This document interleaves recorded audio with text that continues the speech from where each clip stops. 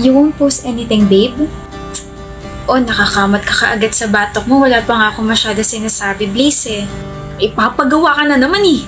Para namang labag na labag sa kalooban mo. Nakakainis ka na kasi. Kasi mag-iisang taon na tayo pero miski isang photo ko ayaw mong i-post or i-story. Miski sa wallpaper mo ayaw mo. You don't even take pictures of me. Or you don't even compliment me. Ano ba Katleya? Nakakarindi na yung boses mo. Alam mo ba yun ha? Ayaw ko nga. Ayaw kong i-post ka kasi ang hassle. Mag-picture ka na lang sarili mo. I-story mo, i-post mo, i-hype mo sarili mo. Pero kapag ibang babae, nagagawa mo mag-comment sa mga post nila. Na ang ganda nila, na ang cute nila, na bagay sa kanila yung mga damit nila. Pero sa akin, ang hassle, dadrama ka na naman. Karindi! Sa tenga. Basic. Maliit na bagay lang naman yung hinihingi ko. I just want you to appreciate me. Diyos ko, parang yun lang. Never mo akong tinrato na girlfriend mo. Alam mo ba yan? Tiga utos, pwede pa. Katleya, bili mo nga ako ng Yossi.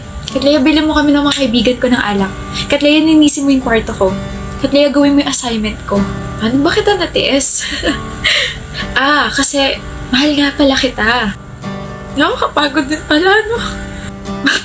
Yun na nga lang yung silbi mo. Nagre-reklamo ka pa? Alam mo, tama nga yung mga tropa ko eh. Maarte ka. Kaya dapat sa'yo palaging inuutusan para magtanda. 2 sampal lang yan, baka magreklamo ka pa. Break na tayo, lul. Let's go. Bakit? Ang ganda mo, miss. Sino ka nga ulit? Pangalan ko po Katleya, girlfriend mo po Dylan. Girlfriend kita? Kaganda naman na ba? Bagay sa'yo yung dress mo. Siyempre, ikaw bumili. Uy, kahit di ko yung binili, bagay sa'yo lahat ng mga pinipili mong damit. Naks.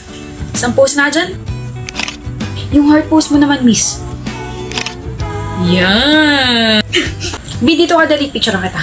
Nahiya ako. Biyan daming tao. Ano sabi ko? Flaunt and pose. Tama. Flaunt and pose. Yan. Nakaganto, babes. Smile. Tapos tingin ka sa gilid. Pakita mo yung nakakahiwa mong jawline. Visit. Yan! Ang ngiti parang in love ah. Tagal na. So happy for you, Frenny. Binigyo ka lang ng ex mo dati pero ngayon kulang na lang mag-slide ka sa baghari mo. You and your words talaga. Ang tanong ng taong bayan, nasa tamang tao na ba? Oo. Nasa tamang tao na ako. Dylan, ikaw, Bi? Nasa tamang tao ka na ba? Bi, ako rin. Nasa taong tama na. Nilalanggam na ako rito. Makaalis na ang buwisit. Liga na? Okay, baby. Oh my gosh, William. Oh my gosh, why my baby? Pupunta rito yung favorite group ko. Pumila ka sa likod. They're going to have a concert here. Period with a dot. Oh my gosh, pupunta ako. As you should, sis. Go get that ticket, girl. Slay, queen. Sis? Slay? Can you not? Sinicheer na nga kita, ayaw mo pa? Inaasar mo na naman ako eh. And why are you talking like that ba? Saan mo natutunan yung mga words na yan? So you, I'm not talking like that kaya. Pero palagi ko nakikita mga comments mo sa mga friends mo. Slay, queen, tapos may ganun pang emoji. Whatever. So ano, pupunta ka ba? Of course, I can't miss that concert. Sino kasama mo? Ako lang mag-isa. Wala naman akong friends na same interest sa akin. Ayos, kawawa naman ang baby. Well, kaya ko naman sarili ko eh. Just drop me off sa concert. Anong drop you off? My condo's too far sa mismong concert place. Sino may sabing ihahatid kita? You're harsh, William. Manonood din ako ng concert. Huh? But you don't listen to them kaya? Anong hindi? Fake news ka. Inumpisahan ko na silang pakinggan simula na sinabi mong idol mo sila. Kaya alam ko yung mga ibang kanta nila, Charlotte. Nakaka-addict na eh. Ginawa mo talaga yon? Wala akong first to save interest sa'yo but you have me. You'll always have me. Sasamahan kita ron. We'll have some fun. Mas nauna ko pa nga nalaman na may concert sila rito kaya bumili na ako ng light stick eh. Sabihin ko na dapat sa'yo kaso nakita mo na pala. Yung pinakabonggay ko kunin natin. Soundcheck ba yun? Okay. Tapos nakapag-save naman na ako kaya ako nabibili ng tickets natin. Bawal humindi. Ang humindi, magiging kamote. Babe! Purr ka dyan! William ate and left no crumbs. Slay! Stop it! Hoy, Jessie. Thank you for calling me. How may I help you? Oh. I found your ID sa my field. Here you go. Wait, crush. Ilalagay ko muna sa calendar ko na pinansin mo ako ngayon. I said I found your ID. You found my ID? Yep, here. No, crush. You found me and then I found you. Okay ka lang? I'm not Jessie J, but I think you're now my flashlight. Light. Pero pwede din naman ako maging si Jessie Saragosa. Kasi parang di ko yata kaya pag sa buhay ko wala ka. Jessie Saragosa yun, di ba? Nauntog ka na naman ba? O ano-ano naman pinagsasabi mo? Sinusungitan mo na naman ako, kawawa naman ako. Paalog ka nga sa kaibigan mo para tumino ka naman. Matino ako! Sorry, na-offend ba kita? Matino ako pero kapag kaharap kita ako ay nawawala sa sarili ko para Christian? Ganon. Ewan ko sa'yo.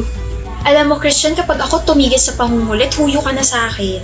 Halata namang ako lang ang nagbibigay sa'yo ng makulay na buhay na parang gulay. No, Jessie. Kapag ikaw hindi ko pinansin, baka umiyak ka. Gustong-gusto mo pa naman ako. Ang yabang ha? I'm gonna remove that smirk, Christian.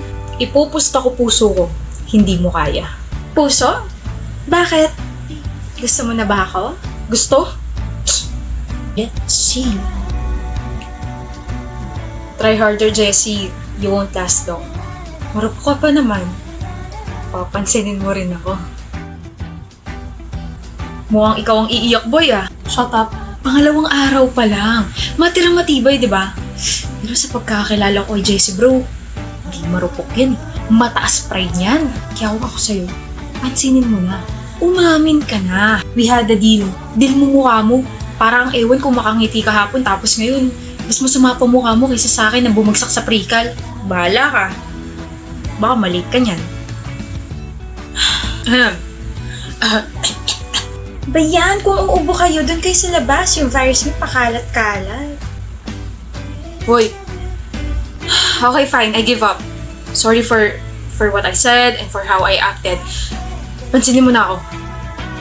Oh, Christian, nandiyan ka pala. Kanina ka pa? Hindi mo ba ilalagay sa calendar mo na pinansin kita ngayon? Na natalo ako sa challenge natin? Bakit ko ilalagay yun? Sino ka ba? Seryoso ka ba? Mamaya na pwede. May ginagawa kasi ako. Shoo! I'm gonna shoo away. Pagod ka, Christian. Hindi na siya yung Jessie na may gusto sa'yo. Tigilan mo nga, Koy. Nakakarindi ka. Parang ang demonyo dyan ng bulong. Long time no see. Ako to, si Ingrid. Ako yung classmate mo nung high school. Bakit mo naman ako kinalimutan? Ikaw yata yung nakalimat sa akin. Cordelia, hindi Christina. Hala, sige. Yun kaya yung tawag ko sa'yo noon. Oo nga.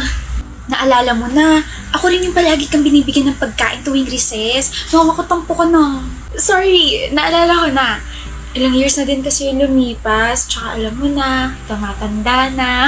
Naku, bumawi ka sa akin, libre mo ako. Ano gusto mo? Gusto ko ng chicken, fries, burger, ano pala? Shake! Shake? Sige, ililibre kita mamaya. Ka-excite! Ang nga pala, kamusta ka na? Tagal na rin natin hindi nagkita ha?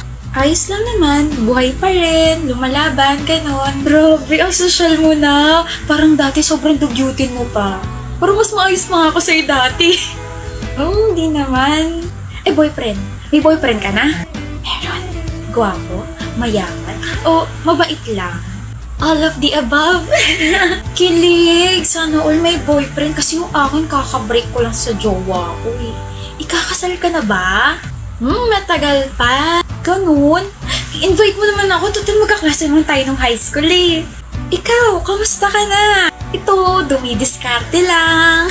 Talaga? Oo, hirap nga ng mga diskarte ko eh. Parte rin ba ng diskarte mo yung pagnanakaw? Ha? Dikot ng kamay ah. Palis ka? Day off mo ngayon ah. Ba't nandito ka, Ignacio? Ikaw, di mo naman day off ah. Ba't di ka naka-uniform? May lalakarin kasi ako, so ba't ka nga nandito? Yung ka-workmate na kapatid ko, na nakawan daw sa area na yun. Na-report na ba? O raw, kahapon. Wala naman ako kahapon, diba? So yung pag-uwi ng kapatid ko, kinuwento niya sa akin yung nangyari. Kaya pumunta ako rito para magtanong. Naku po, madalas talaga pag nanakaw sa area na yan. May bagong modus sila eh. Lalapitan ng mga magnanakaw ang mga biktima at sasabihin ka schoolmate nila yun nung high school. At kapag hindi naman naniwala, ipipilit nila na naging magkaklase sila hanggang sa humaba na yung diskusyon. Tapos ayun, hindi na namamalayan ng mga biktima na ninanakawan na sila. Minsan nga binubutas pa yung bag nila, di kaya yung eco bag eh. Ilan sila? Sabi, 2 raw eh. Isang lalaki, isang babae. Ako na bahala din sa isa. Huwag ka na tumakbo. May 2 pang pulis na malapit sa'yo. Nahuli na rin yung kasama mong lalaki. Boyfriend mo raw yun? Oh, akala ko break na kayo. Wala siyang kwenta. Garcia, dala mo na yun sa presinto. Sandali! Hanip Cordelia, ang galing mo magpanggap ha. Tayo na yung lalaki kasi nakatunog kaya naghabulan pa kami. Crush mo na naman ako, Fantabella. Oo. Huy, magtigil ka nga. Nagtatanong ka, di ba? Oh, nagsasabi lang ako ng totoo. Eh, pal mo, tara na nga. Clyde. Sige, aminin mo na. Nagdala kang jacket, di ba? Pero naman ako. Nang di na puro pa. Para-paraan, yan ka na naman. Yang mga Ha? tinginan mo, Naku, Faye. alam ko yan. Gusto mo lang mapil na kunwari yakap mo ko eh. Alam mo, wag na. Here, take this. Malinis na. Di naman ako makapit Thank you, Jeremiah. Labhan ko na lang after. Sure. natin ang masimulan.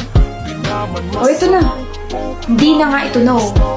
Ako na lang hihiram sa'yo, Clyde, dali. Nilalamig ako eh. Manigas ka sa lamig dyan, Pawi. Damot ang pangit talaga ng epekto ng selos. Sana maging si Jeremiah at saka si Faye.